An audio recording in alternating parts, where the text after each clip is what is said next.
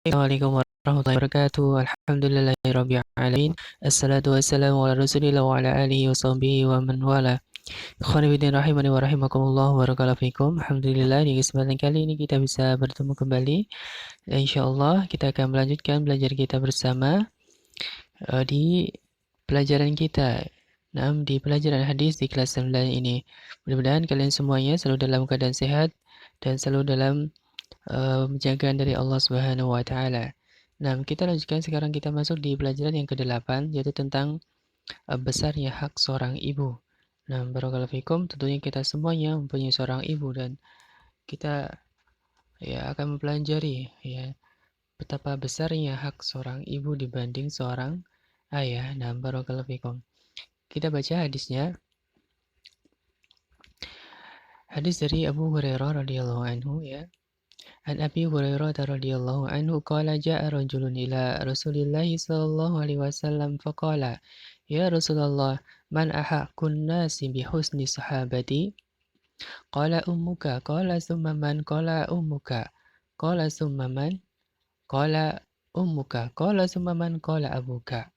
Nah, dari Abu Hurairah radhiyallahu anhu beliau berkata seorang laki-laki datang kepada Rasulullah sallallahu alaihi wasallam dan berkata wahai Rasulullah apakah kepada siapakah aku harus berbakti untuk pertama kali? Maka Rasulullah SAW menjawab, ibumu.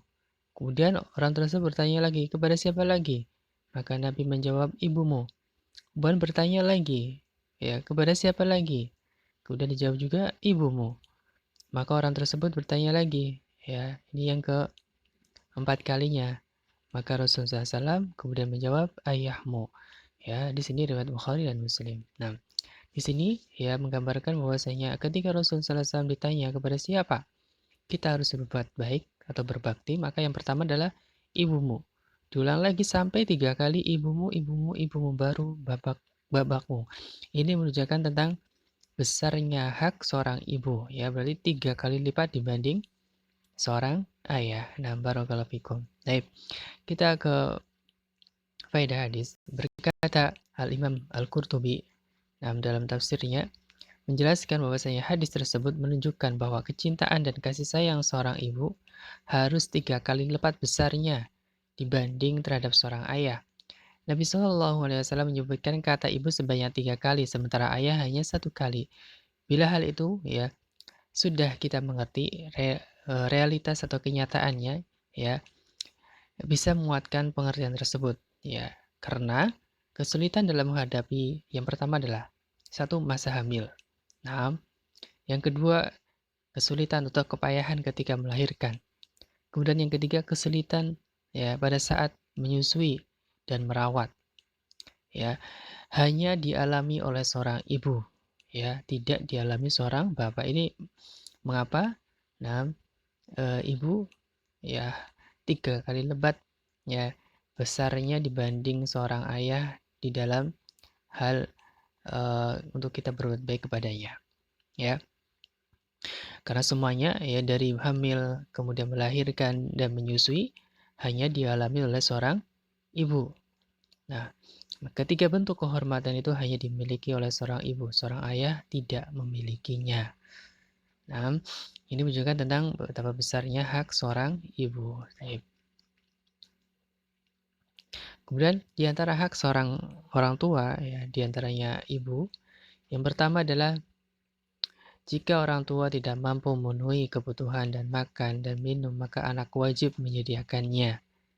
Jika orang tua kita tidak mampu untuk memenuhi kebutuhannya, maka kita wajib untuk menyediakannya. Kemudian yang kedua, ketika orang tua membutuhkan pakaian untuk menutup auratnya, maka kita wajib untuk memenuhinya jika orang tua tidak memilikinya. Kemudian jika orang tua butuh dilayani karena sudah tua renta, tidak mampu melakukan sesuatu untuk dirinya sendiri, maka kita seorang anak wajib untuk melayaninya.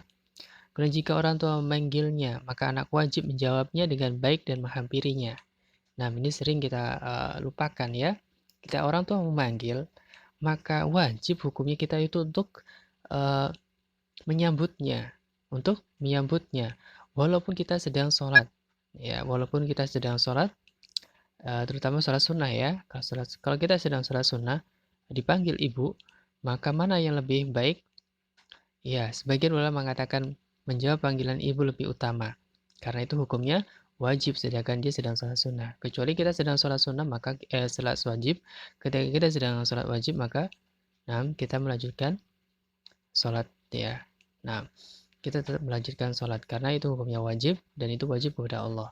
Tapi kemudian terlebih kalau kita sedang tidak ngapa-ngapain, sedang main atau sedang tidak ada kepentingan, kalau dipanggil orang tua maka segera menjawabnya. Nah, kemudian yang kelima adalah jika orang tua menyuruh sesuatu hendaklah ya melakukan perintahnya selama dalam hal kebaikan. Nah, ini jelas ya. Kita harus taat kepada kedua orang tua dalam hal kebaikan, dalam hal ma'ruf. Tetapi jika orang tua mengajarkan suatu kejelekan, maka kita tidak wajib untuk mentaatinya, tetapi tetap untuk menghormatinya. Nah, kemudian yang keenam adalah hendaklah berbicara dengan lemah lembut kepada orang tua. Jangan berbicara kasar dan keras yang dapat melukai perasaan mereka. Terutama adalah seorang ibu ya. Karena seorang ibu adalah seorang yang lemah, yang harusnya kita sayangi. Nah, berbicara lembut kepada beliau. Nah, kemudian yang ketujuh, ya jangan memanggil orang tua dengan menyebut namanya secara langsung.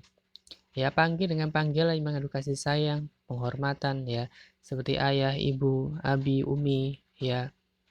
Nah, dan selainnya dari panggilan-panggilan yaitu berupa penghormatan. Jangan sekali-kali memanggil orang tua kita dengan namanya. Itu sangat-sangat tidak sopan dan salah satu dari bentuk durhaka kepada orang tua. Nah, kemudian kedelapan adalah sang anak berjalan di belakang orang tua serta tidak mendoli mereka. Jika kita sedang berjalan dengan orang tua, ya, hendaklah ya selalu berada di belakang mereka atau paling enggak di samping mereka. Jangan sampai mendahului mereka, ya, kecuali dengan izinnya. Nah, kemudian yang kesembilan, melakukan sesuatu yang mereka ridhoi. Nah, serta menghindari hal-hal yang mereka murka darinya.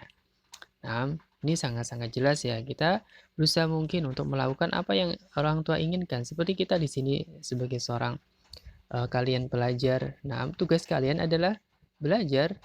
Nah, fasilitas yang ada dari gadget, kemudian buku, semuanya tujuannya untuk belajar. Maka itulah yang orang tua senangi. Maka kita harus melakukannya. Nah, jangan sampai kita melakukan perbuatan-perbuatan yang buat mereka, orang tua kita itu tidak senang. Nah, karena itu bentuk dari durhaka kepada kedua orang tua. Nah, disuruh belajar kok malah main. Nah,